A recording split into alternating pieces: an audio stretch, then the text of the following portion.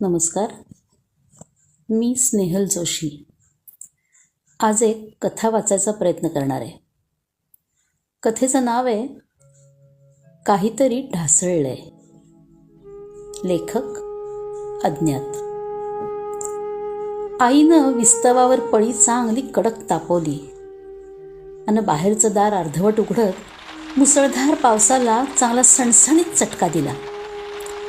मेल्या, आता तरी तोंड काळं कर तुझं. चिडचिड करतच तिनं धाडकन दार लावून घेतलं. आजचा सलग 5वा दिवस.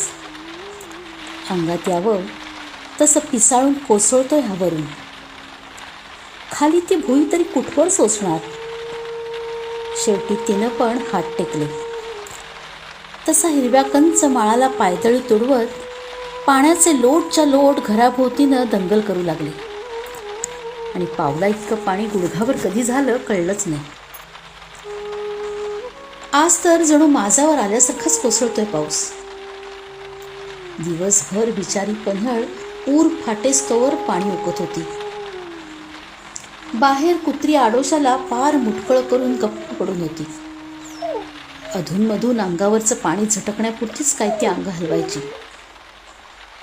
पाखरांचे तर हाल बघवतच नव्हते. कोवळ्या झाडावरची कोवळी घरटी केव्हा जमीनदोस्त झाली होती. वळचणीला 4-2 साळुंक्या भेदरून बसल्या होत्या. परसात बांधलेल्या आडव्या बांबूवर एकच कावळा जमिनीकडे कोठून गेल्यागत बघत बसला होता. वर पत्र्यावर जणू ताशाची टिप्पर घुमावी तसा थर्र आवाज लय धरून सुरूच होता. दुपार कलंडली तसा पावसानं उजेडाला पार कमरेत लाथ घालून हाकलूनच दिला. लगोलग माझघरात पहिला शिरला तो अंधार. आईनं तोवर घाईघाईनं जेवणं आणि भांडी उरकून घेतली होती. आम्हा पोरांना सक्त ताकीद दिली होती, खबरदार खाटेवरून खाली उतराल तर.